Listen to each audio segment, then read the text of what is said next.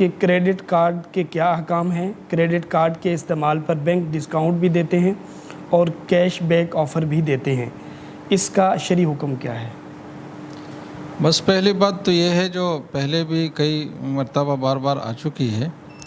کہ credit card جو ہے اس میں ایک سودی معاہدہ باقاعدہ کرنا پڑتا ہے، اور جو کارڈ ہولڈر ہے یہ اپنے اوپر یہ مانتا ہے، لازم کرتا ہے کہ اس گریس پیریڈ کے بعد اگر مجھ سے تاخیر ہو گئی تو میں اتنے فیصد اضافہ ادا کروں گا۔ تو چونکہ یہ کارڈ جو ہے اور یہ جو معاملہ ہے سودی شرط پر واضح طور پر مشتمل ہے، تو اس معاملے کی شرعاً اجازت نہیں ہے۔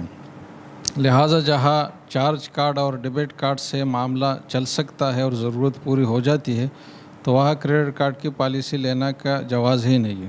البتہ جہاں وہ دو کارڈ میسر نہیں ہے اور صورتحال بھی مجبوری کی ہے اور واضح حرج ہے اگر اس کارڈ کا استعمال نہ ہو، تو پھر بامر مجبوری کریڈٹ کارڈ کا استعمال اس شرط پر جائز ہے کہ یہ باقاعدہ ارادہ ہو پکا اور پھر اس پر عمل بھی ہو کہ گریس پیریڈ کے اندر ہی ادائیگی کی جائے اور سود لاگو ہونے کا موقع نہ آنے دیا جائے،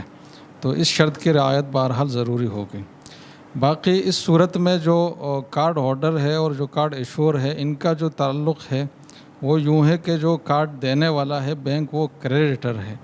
اور جو کارڈ لینے والا ہے وہ ڈیٹر ہے، وہ مقروض ہے۔ تو اس صورت میں اگر کیش بیک آفر ہے یا کوئی اور سہولت ہے بینک کی طرف سے تو گویا کہ قرض دینے والے کی طرف سے ایک اضافی سہولت ہے، تو اس پر سود کی تعریف جو ہے وہ صادق نہیں آتی، اس لیے کہ سود اس کو کہتے ہیں کہ قرض دینے والا قرض لینے والے سے کچھ لے، اور اس صورت میں جو قرض دے رہا ہے وہی اضافی مراعات بھی دے رہا ہے، اور یہ ان کی مارکیٹنگ کا ایک طریقہ ہے تاکہ زیادہ سے زیادہ لوگ جو ہے نا کارڈ ہمارے استعمال کرے۔ تو اس نقطہ نظر سے چونکہ سود میں داخل نہیں ہے تو جہاں کریڈٹ کارڈ کا استعمال اصولی لحاظ سے جائز ہو اور اس شرط کی رعایت بھی ہو جو میں نے عرض کی کہ سود لاگو نہ ہونے دیا جائے،